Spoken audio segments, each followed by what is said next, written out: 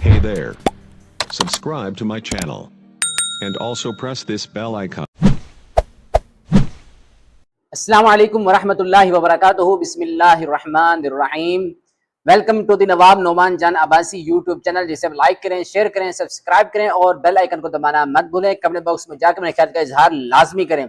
तो मेरे दोस्तों, आज नुक़्बतुल हदीस की 18वीं हदीस के साथ मैं आपके सामने हाजिर हुआ हूँ, जिसका टॉपिक है रुकू और सजदे में अपनी कमर बिल्कुल सीधी रखना और रुकू और सजदे के बाद अपना क़ौमा और जलसा इस्तराहत जो करना है, ये किस अंदाज में करना है, कैसे करना है और क्यों करना है, और हमें ये करने की क्या जरूरत है, ये चीज आज हम पढ़ने की कोशिश करेंगे। उससे पहले मैं आप लोगों को एक चीज समझा देना चाहता हूँ। नबी करीम सल्लल्लाहु अलैहि वसल्लम का जो तरीका नमाज है, अगर हम उसी के हिसाब से नमाज पढ़ लें तो हमारी नमाज ही हमें कल क़यामत वाले दिन जन्नत में ले जाने के लिए काफी है। लेकिन बहुत से लोग गलतियां कर जाते हैं, रुकू करते हैं, कमर सीधी नहीं कर पाते। अगर रुकू से खड़े होते हैं तो ये पूरा खड़ा नहीं होते, यकदम ऐसे खड़े हुए फौरन ही सजदे में चले गए। और अगर वो सजदा करते हैं तो यकदम सजदा करने के बाद उठते हैं, फिर बैठते हैं, फिर सजदा करते हैं, फिर उठते हैं, फिर फौरन रकत के लिए खड़े हो जाते हैं दूसरी के लिए। ये चीज बेहद गलत है।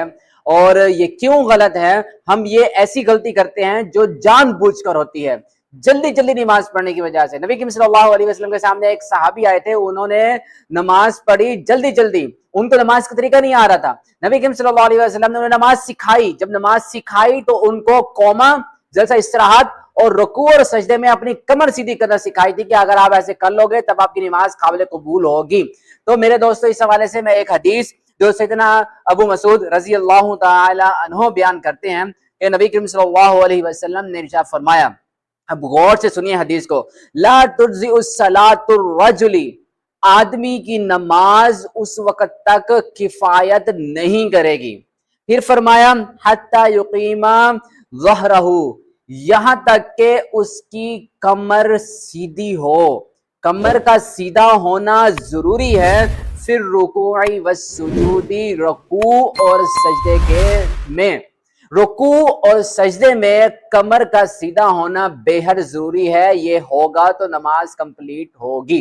ये सैयदना अबू मसूद रज़ी अल्लाह तआला अन्हु बयान कर रहे हैं।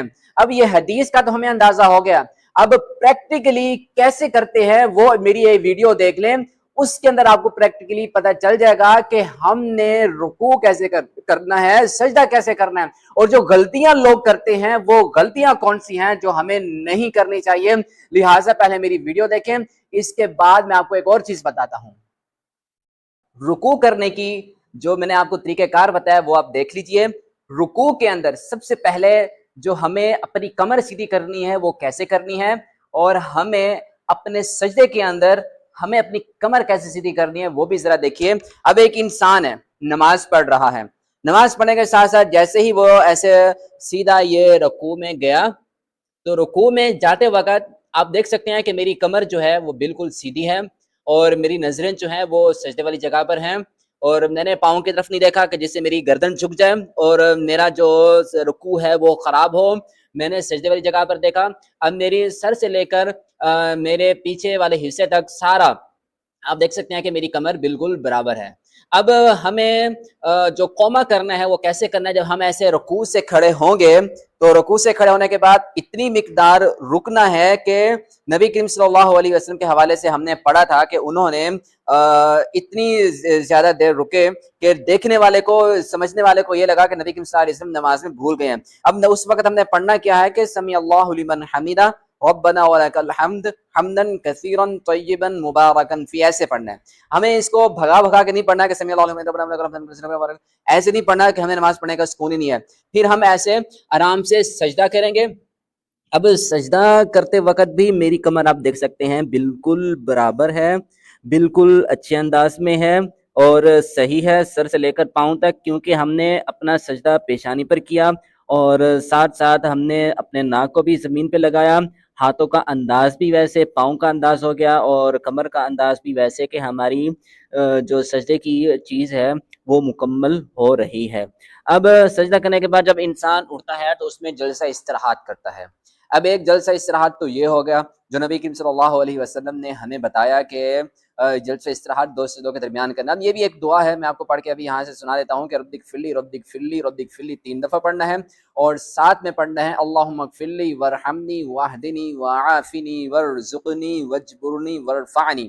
یہ دعا نبی کریم صلی اللہ علیہ وسلم نے ہمیں سکھائی ہے, جو ہمیں پڑھنی ہے. اور بعض جو ہمارے دوست ہیں, بعض کیا اکثر جو دوست ہیں وہ نہیں پڑھتے ہیں, وہ جیسے سجدے سے کھڑے ہوتے ہیں وہ فوراً سجدے میں چلے جاتے ہیں. اب ہم نے دوسرا سجدہ کیا اتنی اطمینان کے ساتھ, اب یہ دیکھیں دوسرا سجدہ بھی ہمارا ویسے ہی ہے جیسے ہماری کمر سیدھی ہونی چاہیے.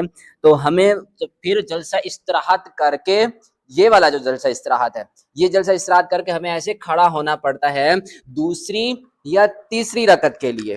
ٹھیک ہے, یہ مقدار جو نبی کریم صلی اللہ علیہ وسلم نے ہمیں سکھائی ہے, یہ وہ چیز میں نے آپ کو بتا دی ہے. لیکن آگے جا کے میں آپ کو بتا دوں جو چیز غلط ہے وہ کیا ہے. اب ہم جاتے ہیں ایسے رکوع میں چلے گئے. کچھ لوگ ہوتے ہیں وہ اپنی ایسے کر لیتے ہیں, ٹھیک ہے, یہ غلط ہو گیا بہت زیادہ. کچھ لوگ ہوتے ہیں کہ جو بالکل ایسے پکڑ لیتے ہیں, ان کا رکوع بھی صحیح نہیں ہو رہا ہوتا. اور کچھ لوگ ایسے ہوتے ہیں کہ جو بالکل ایسے کر لیتے ہیں, پاؤں کو دیکھتے ہیں, جس کی وجہ سے ان کا رکوع صحیح نہیں ہوتا. جیسے رکوع میں جاتے ہیں فوراً کھڑے ہوئے ایسے سجدے میں چلے گئے, پھر ایسے سجدہ کیا, پھر ایسے کیا, پھر ایسے کیا, ٹھیک ہے, اس کے بعد ایسے یہیں سے ہی کھڑے ہو گئے. یہ چیز بالکل غلط ہے جو ہمیں نہیں کرنی. ہمیں کنٹرول کرنی پڑے گی, ہمیں سمجھنا پڑے گا کہ نبی کریم صلی اللہ علیہ وسلم نے ہمیں کیا طریقہ بتایا. نماز کی خوبصورتی آپ دیکھ سکتے ہیں کہ پہلے انداز میں آ رہی تھی یا دوسرے انداز میں آ رہی تھی. ابھی آپ بہتر فیصلہ کر سکتے ہیں اور اپنی نماز کو درست کر سکتے ہیں. ویلکم بیک میرے دوستو, آپ نے میری ویڈیوز تو دیکھ لی جس کے اندر آپ نے دیکھا کہ میں رکوع اور سجدہ اس انداز میں کر رہا ہوں کہ جس میں کمر میری مکمل بالکل سیدھی ہے جیسے حدیث کے مطابق نبی کریم صلی اللہ علیہ وسلم نے بتایا ہے. اور اسی طرح اور جو غلطی جلسہ استراحت والی قومیں والی نہیں کرتے وہ بھی میں کر کے اسی میں ہی بتا رہا ہوں, آپ نے وہ بھی دیکھ لیا ہوگا. اب نبی کریم صلی اللہ علیہ وسلم کے بارے میں مشہور ہے کہ جب نبی کریم صلی اللہ علیہ وسلم رکوع کے بعد کھڑے ہوتے تو رکوع کے بعد کھڑے ہونے اتنا کھڑا ہوتے ہیں کہ صحابہ کرام کہتے ہیں کہ ہم گمان کرتے ہیں نماز کی حالت میں کہ نبی کریم صلی اللہ علیہ وسلم رکوع سے کھڑے ہوئے اور سجدے میں جانا بھول گئے, اتنی دیر کے لیے کھڑا ہوا کرتے تھے.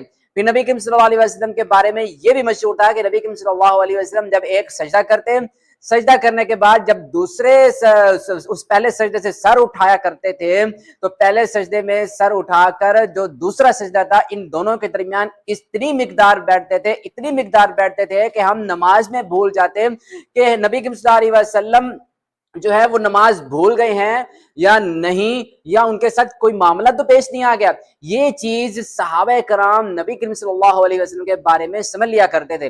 نبی کریم صلی اللہ علیہ وسلم کا جو رکوع کے بعد کھڑا ہونا جو قومہ ہے اور دو سجدوں کے درمیان کا جو بیٹھنا ہے جس کو جلسہ استراحت بولتے ہیں, اور دو سجدوں کے بعد جو جلسہ استراحت دوسری اور تیسری رکعت کے لیے بیٹھنا ہوتا ہے, اس میں نبی کریم صلی اللہ علیہ وسلم کی جو مقدار تھی, جو اس کا وقت تھا وہ برابر تھا. یہ ساری چیزیں صحیح بخاری صحیح مسلم کی حدیث میں بھی ہیں, میں ان کا بھی حوالہ دوں گا آپ کو.